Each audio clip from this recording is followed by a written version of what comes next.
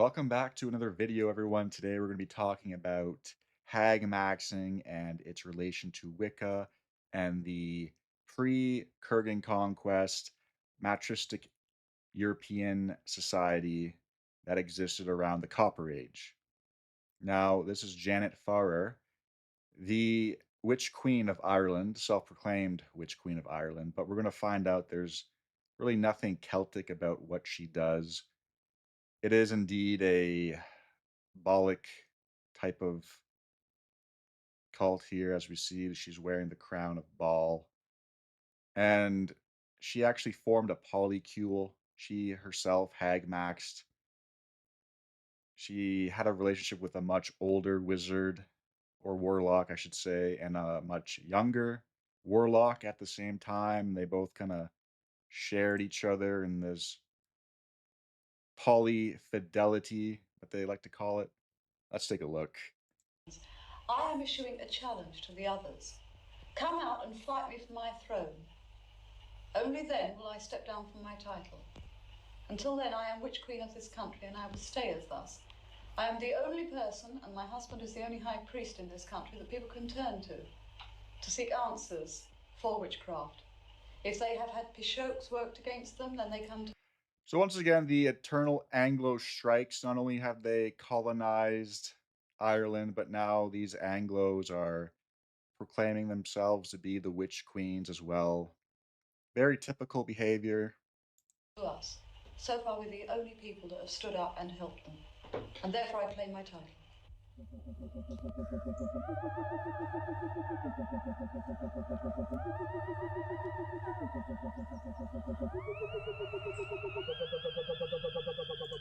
Very ominously, just petting her cat in the window.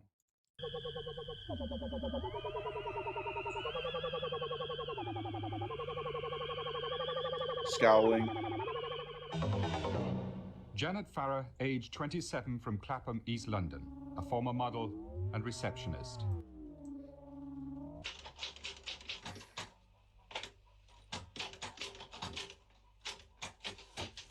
Husband, Stuart Farrer, age 61, from Walthamstow, East London, a writer by... As we can see, a much older man, much older wizard. This is going to be the dynamic that is going to be ushered in with the coming lunar cult that will dominate society.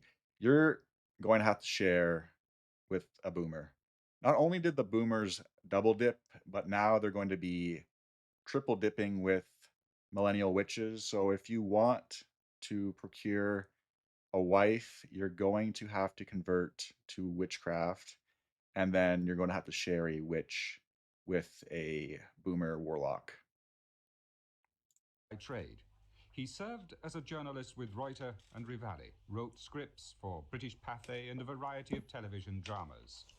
Notably, Dr. Finlay's Casebook and Emergency Ward 10, Special Branch and Crossroads, and many radio dramas. He's the author of 9 books, mainly fiction.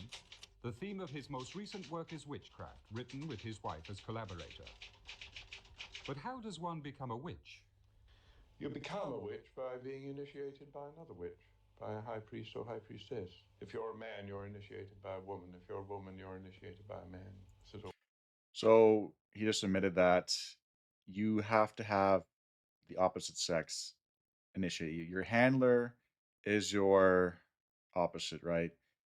If you want to be recruited, if you're going to be recruited into this cult, you're going to be seduced by a witch or a warlock, depending on your gender.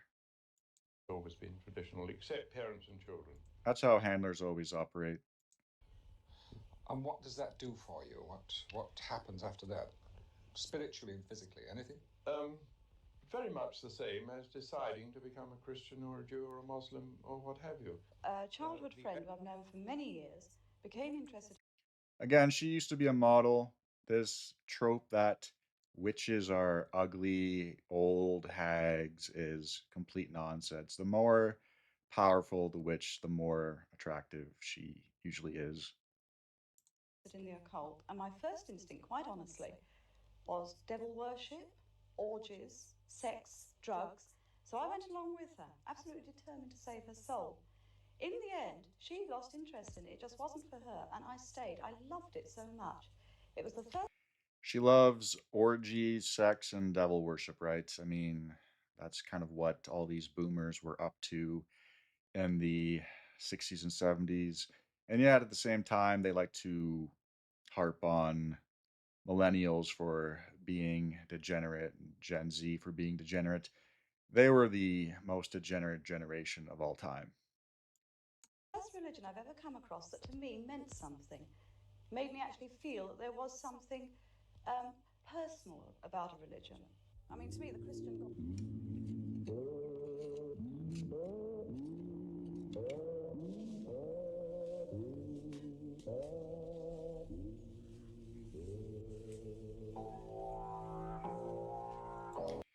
They moved in with her dad, and her dad is like the groundskeeper. They're just putting him to work while they write their witch novels all day. Janet and Stuart met in 1970 through their mutual interest in witchcraft. They married in 1975 and founded their own coven. Last year, with Janet's father, they came, bell, book and candle, to Ireland. Everybody, Protestant, Catholic alike, have been very, very friendly and kind to us. Do you think that people are still nevertheless afraid of you because you are a declared witch? Well, one or two are, but they're not round the Ferns area. I mean, there is one woman we know of who thinks we sacrifice animals and children, and nothing we. I would guess that the Irish Catholics probably didn't take too kindly to some Anglos moving in who were practicing quote unquote witchcraft. But we will see it's not actually anything to do with European pagan rites. It's all about Middle Eastern, Near Eastern magic. He said would make any difference, despite the fact that, as you've seen today, we surround ourselves with animals.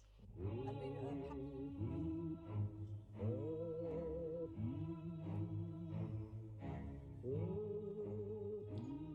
Very ominous.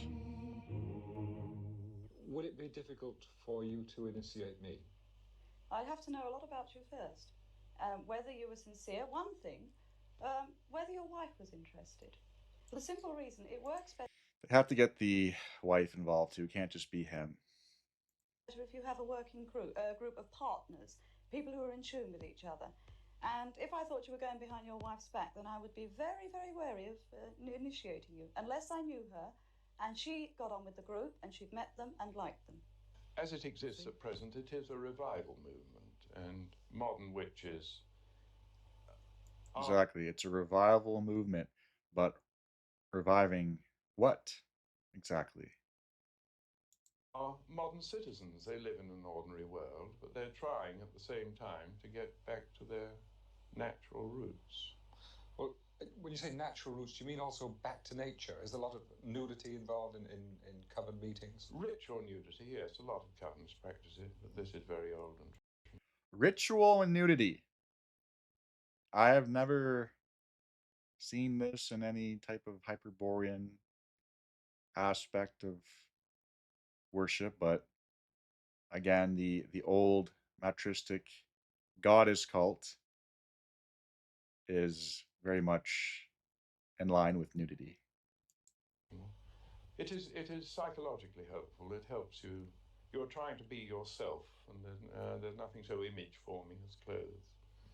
And get rid of those, and you're halfway to But because of the discovering what you are yourself. Do you think that it might attract the wrong sort of person? It does attract them, and this is the lovely thing about it, that once they come and they find that there are no sex orgies, they very quickly lose interest. We find that Well, there's no sex orgies for like the random excess males who show up, but I would not put it past them that if they had the proper ratios, they would definitely be engaging.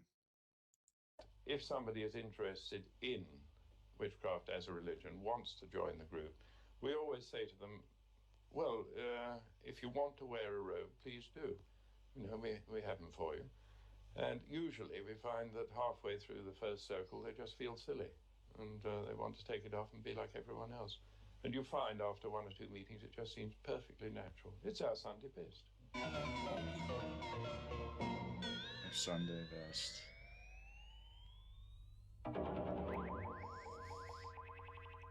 Okay. What about the kind of people that come to your own coven? From what walks of life do they belong? We have had policemen, doctors, nurses, building site labourers, housewives. Policemen, doctors, fire chiefs, mayors, typical people. Television cameraman, and even once an Indian princess.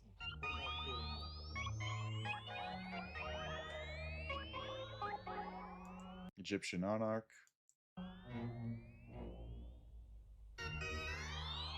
Very Celtic. Right. Can you see it? What's the significance of things like this?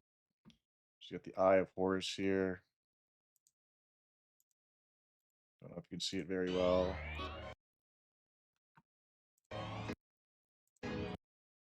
Right. Very Celtic. What's the significance of things like this? Knives, for example. They look, quite lethal, and one usually associates knives with pain. Well, not in witchcraft, because knives are a symbol of fire. The altar is laid out in symbols of air, earth, fire, and water. It's rather like in Christianity, St. Michael, the slayer of dragons, the slayer of evil, and the devil. This is the true witch's weapon, the athame, the magical weapon of the witch. Each witch has his own personal athame, or black-handled knife, with which he uses the power to cast circles and to conjure the spirits that come to our circles, the angels.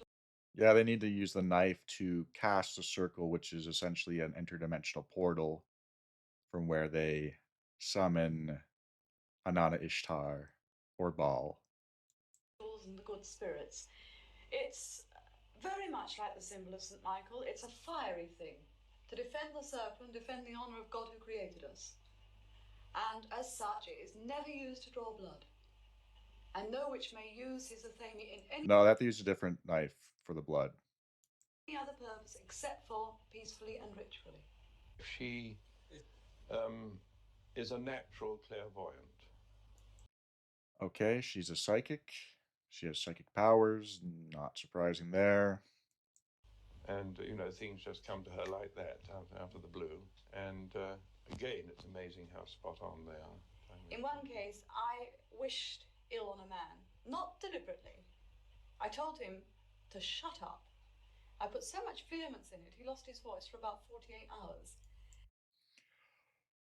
Right, so these people are telling you that it's love under the law, do no ill, everything is love, and yet she used her Bene Gesserit voice powers on a man and he went mute for 48 hours, right?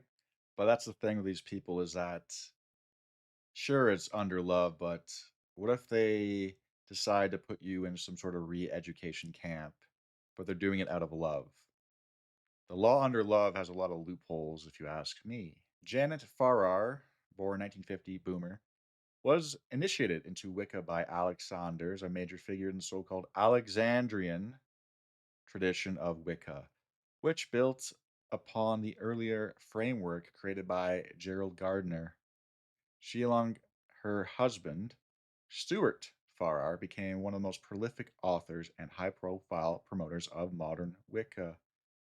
Her influence is vast, but her work primarily serves three purposes: to reinforce the dominance of the goddess over the god, ensuring the modern revival of a matristic worldview, to promote Wicca as an open, egalitarian, and pacifist spiritual system, eliminating any Kurgan warrior traditions, to shape Wiccan theology and practice into a sanitized, modern friendly spiritual containment system, ensuring that no true esoteric wisdom is rediscovered. Farrar is an independent priestess. She is a key figure in the pacification of European spiritual heritage. She later forms a Wiccan polycule with a younger warlock.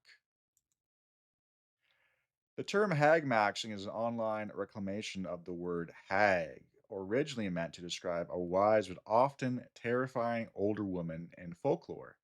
Akin to the Old Norse Volva, the Greek Sibyl, or the Slavic Baba Yaga, these women were seers, mystics, and wielders of fate, bound by a strict spiritual discipline and often linked to kings, warriors, and sacred rites.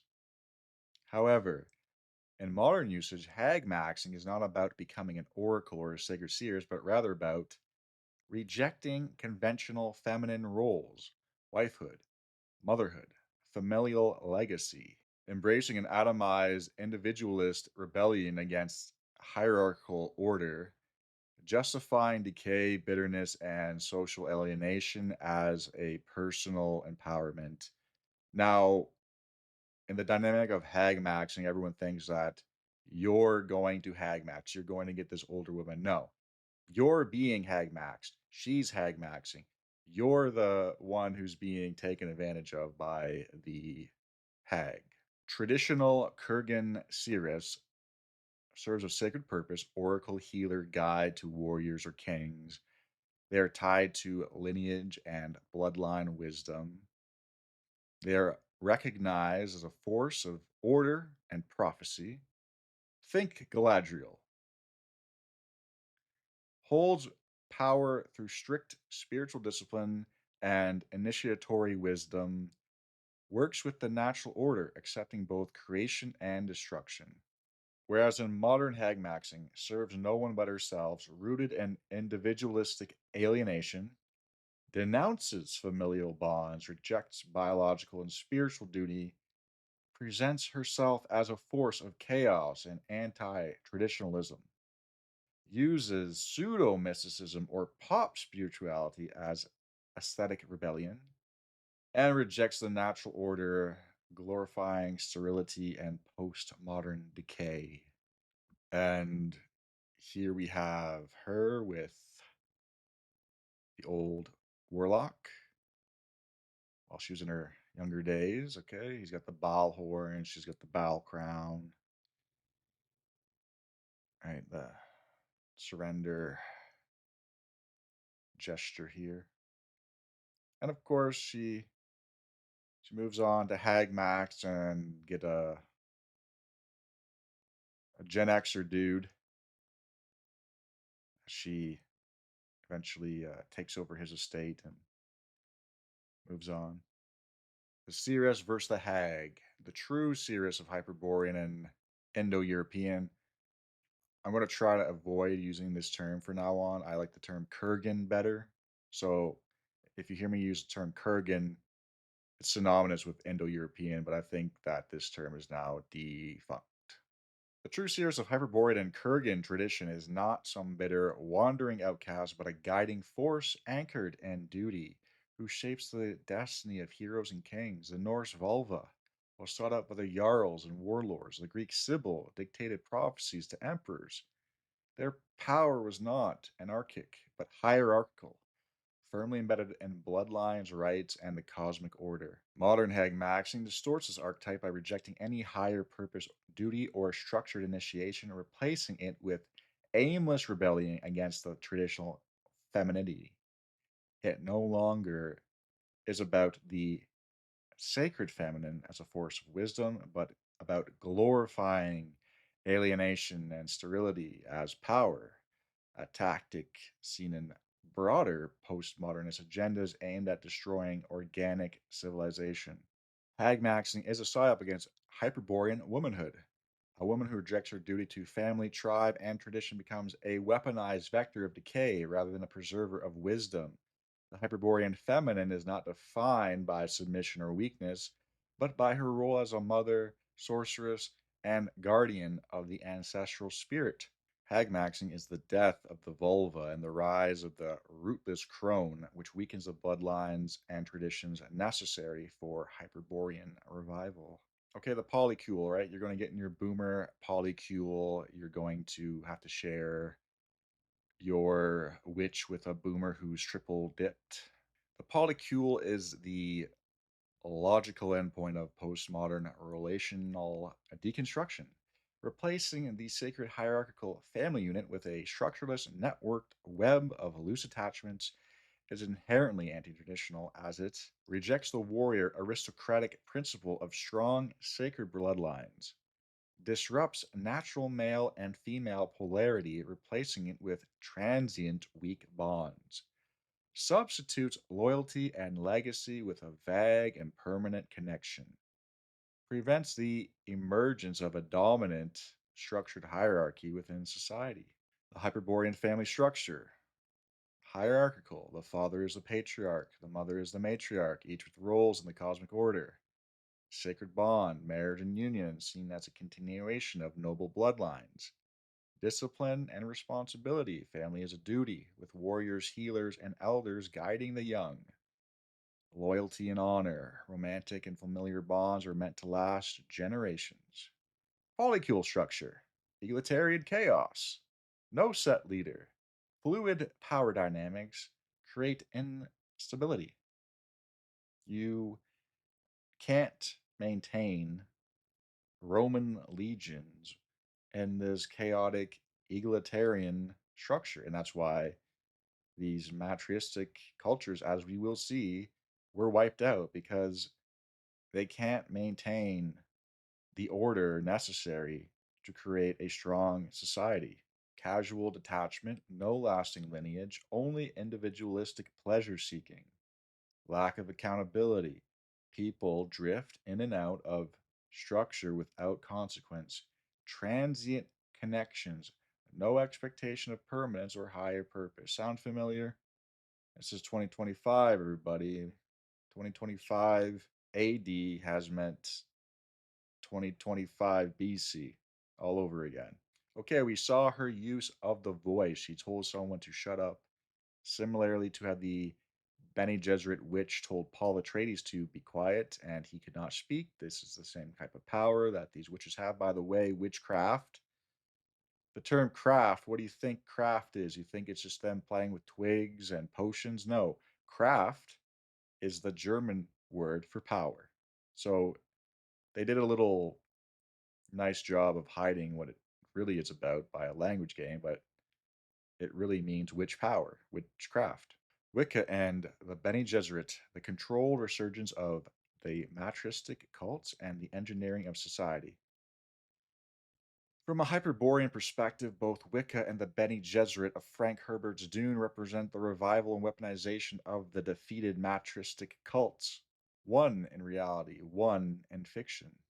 Wicca was crafted to resurrect the cyclical, earthbound spirituality of old Europe, keeping modern seekers trapped in a feminized pacifist system that prevents access to true Hyperborean knowledge. The Bene Gesserit and Dune are a speculative sci fi version of the same force. A manipulative matriarchal order that infiltrates, controls, and guides entire civilizations from the shadows. Both represent the survival of the matristic worldview, not as an overt force, but as a hidden, strategic, and long term influence on society. What are the Bene Gesserit? In Dune, the Bene Gesserit operate a secretive, all female order that controls political bloodlines through selective breeding, manipulates history, myth, and religion to shape societies. And we're seeing this now. The Kurgans are being memory holed out of history now that genetics has proven their existence. Before, they were trying to get rid of them because it was just politically not correct for them to have existed. But modern genetics actually happened to prove that they existed and that this conquest happened. But now the new narrative is, well, actually, there was no Kurgan conquest, and it was more of a just a civil war between the matristic old European societies. Even though we know that pre Kurgan contact, these societies did not even have walled settlements. They were very non-protective of their settlements until the Kurgans came and started conquering.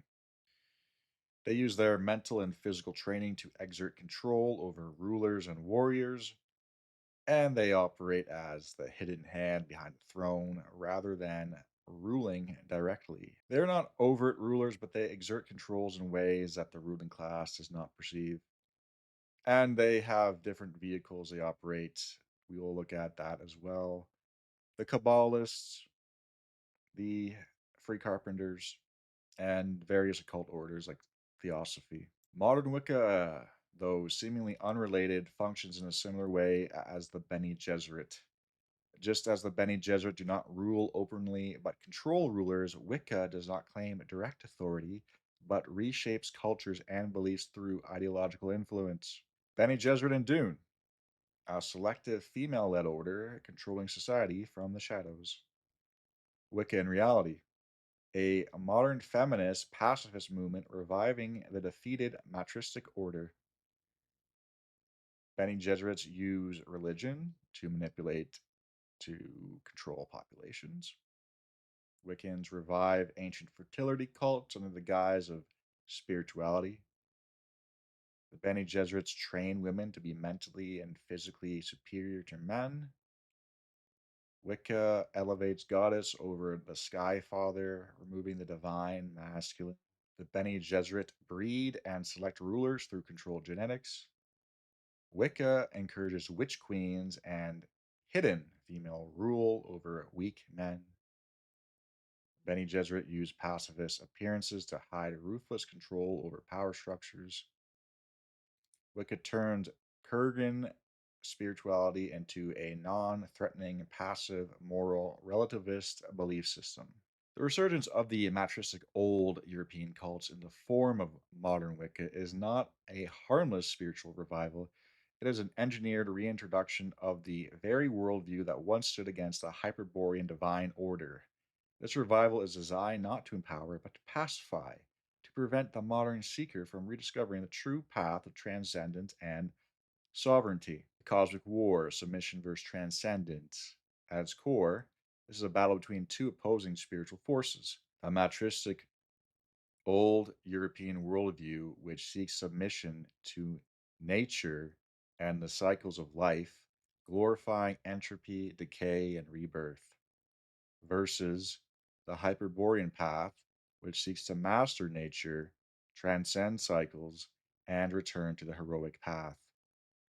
Modern Wicca is not a return to true ancient wisdom, but a sanitized, pacified version of an old enemy, a false alternative to true esoteric knowledge. It is not an accident that Wicca is widely accepted, commercialized, and pushed by the very system that suppresses true initiatory knowledge.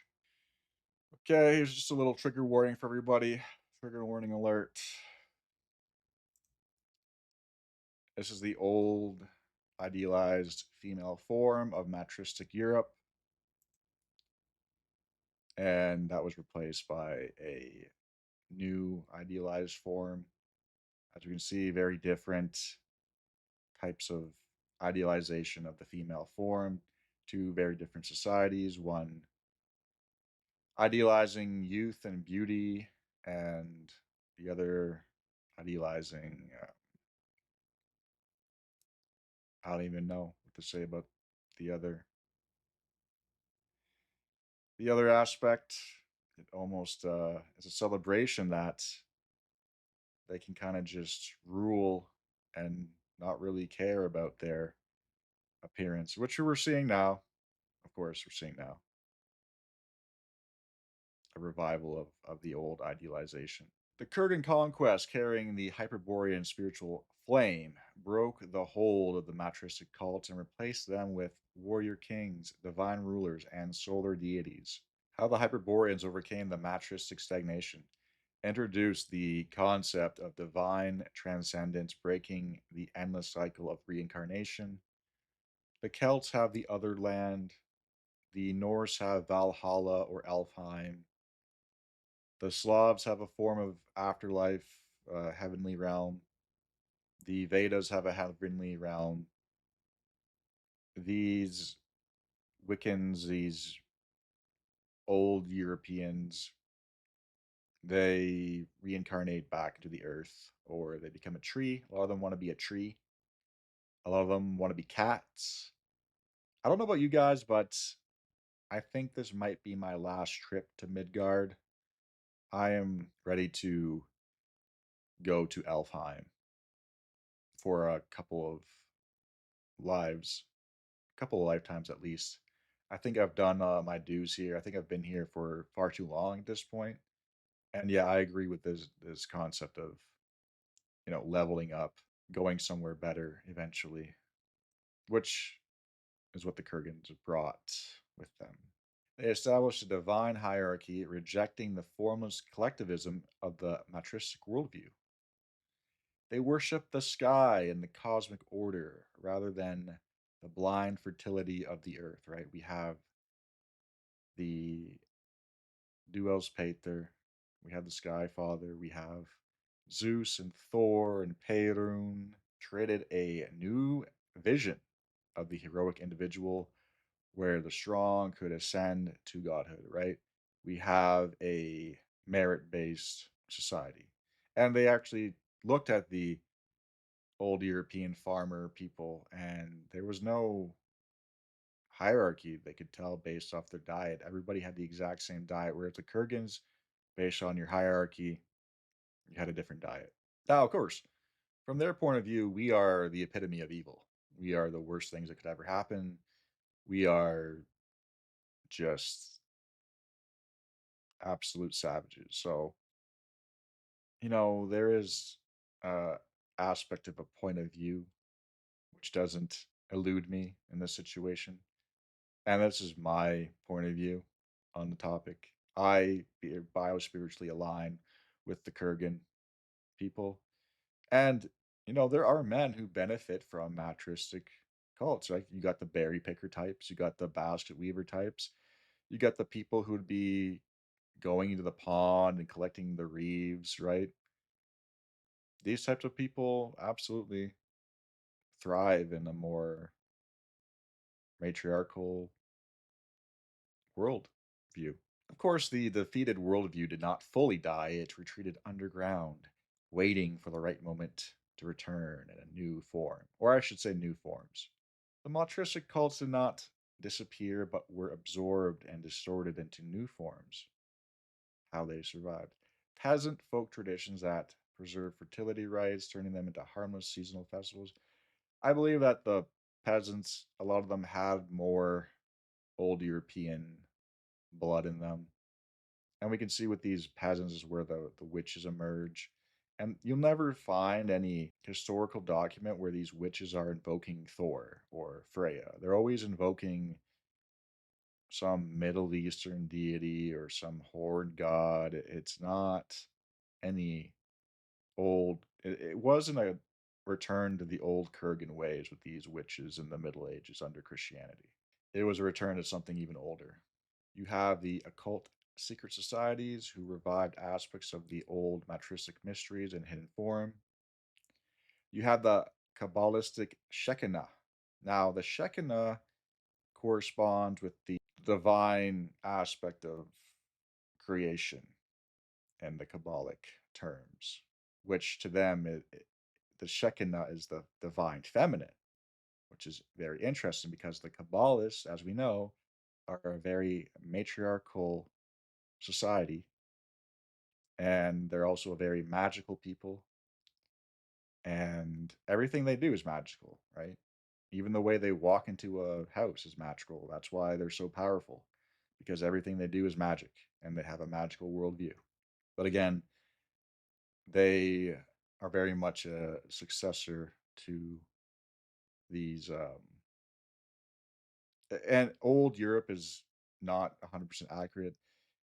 Anatolia and the Near East as well is where this culture thrives. So the Kurgans didn't get all the way down to the Near East, and that's why it survived and incarnated into Anan Ishtar and to the Babylonians, the Phoenicians, the Kabbalists.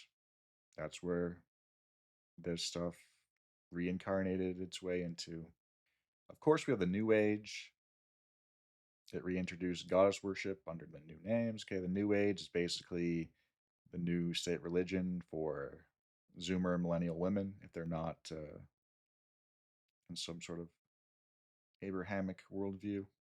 Finally, Wicca was created as a modern, controlled revival of this ancient entropic force. Wicca is not about a true rebirth of ancient European spirituality. It is a synthetic reconstruction of the defeated matristic worldview. The old European priestess infiltration of Phoenicia, the hidden survival of the matristic order. When the Kurgan warrior kings conquered old Europe, circa 4000 to 1500 before Christ, they dismantled the dominant matristic priestess cults. However, rather than being fully eradicated, these cults adapted, migrated, and found refuge in foreign merchant and temple based civilizations. One of the most successful infiltrations was into Phoenicia, the dominant seafaring and trade empire of the ancient world. By infiltrating themselves within the Phoenician religious and economic system, the old European priestess class ensured their survival and later influenced Mediterranean, Semitic, and global economic religious structures. Right? So they fled. They fled to Phoenicia, they fled to the Middle East. The ones who were powerful enough to leave, and they embedded themselves there, where they were already amongst their cousins, so why wouldn't they? Rather than openly resisting, they fled to regions where they could maintain power in secret. Many of these priestesses embedded themselves into trade routes and economic centers, ensuring financial and spiritual influences. The temple was not only the spiritual center of these Middle Eastern Bronze Age people, but it was also the economic centers as well. And we'll take a look at the ziggurats and all the temple based economics that were going on in a different video, which we have inherited in today's world. The bank is the temple today in our debt based system that actually comes from there as well, because there was no debt in Hyperborea, not in the monetary sense at least. They allied with civilizations that valued commerce over conquest. Phoenicia was one of the most powerful of these trade based cultures. And that's how they win. They fight like women, right? They don't fight with tooth and claw. They fight with subversion. Again, not all women. Some women, again, like how men, some men biospiritually align with basket weaving. Some women biospiritually align with the hearth and the home. But under, as we've seen with the mind control ops in the previous video, a lot of that's just been traumaed out of them. Now they're trauma bonding with the Phoenicians. Phoenicia provided the perfect refuge for displaced patristic priestesses, as it was a merchant empire that valued economic and esoteric knowledge over brute force. The Phoenicians were not purely a materialistic trading civilization. They carried an esoteric religious dimension that tied to ancient matristic fertility cults. The goddess centered religion of the Phoenicians, their primary deity was Astarte, Ishtar, Inanna, a powerful fertility goddess represented sexual rites, blood sacrifices, and lunar worship. Priestess cults controlled major religious sites, influencing trade, politics, and diplomacy. Many Phoenician religious rites included sexual initiations, child sacrifice, and fertility based ceremonies, hallmarks of old European matristic systems. The Phoenician elite were not just traders, but they were spiritual agents ensuring the survival of the pre Indo European matristic order. The hidden priestess power behind the Phoenician cities. Temple priestesses played the same role as the Bene Gesserit in Dune, guiding rulers, influencing kings, and managing cultic structures. Unlike the warrior rulers of the Indo European societies, Phoenician power, or I should say Kurgan, Phoenician power was wielded by a hybrid class of merchant priestesses and economic elites. Their cities, Tyre, Sidon, Carthage, functioned as economic centers where priestesses maintained control over spiritual and financial transactions. Rather than ruling through war, the matristic system survived by embedding itself into trade, wealth accumulation, and secret priesthoods. And so, with Phoenicia and the Kabbalists, it spread and back into Europe through these banking families and through Venice. It's another aspect of it all. Venice is a big incarnation of these matristic peoples, the royals as well. They merged with the royals, and now we're where we are. The return of Wicca is not an isolated event. It is part of a long-term, multi-generational project to reassert the defeated matristic order. Key takeaways: Wicca is not an ancient revival. It is an engineered reintroduction of pre-Kurgan fertility cults. Kabbalists, free carpenters, theosophy, and elite occult orders helped craft the modern Wiccan belief system. Feminism, global finance, and environmentalism are extensions of this matristic worldview, and we'll take a deeper look at those three topics in another video. It's kind of like a fractal. You can just keep zooming in and zooming in on all this stuff. The same economic priesthood that controlled old Europe is still operating today through central banking and corporate backed spirituality. The ultimate goal is to fully dismantle Kurgan warrior traditions and restore matristic rule over culture, economics, and spirituality. All right, so I hope you enjoyed this little presentation. I kind of wanted to tie in a lot of topics I already was talking about into an even larger narrative. So I hope you enjoy. Let me know your thoughts, and I'll see you guys next time.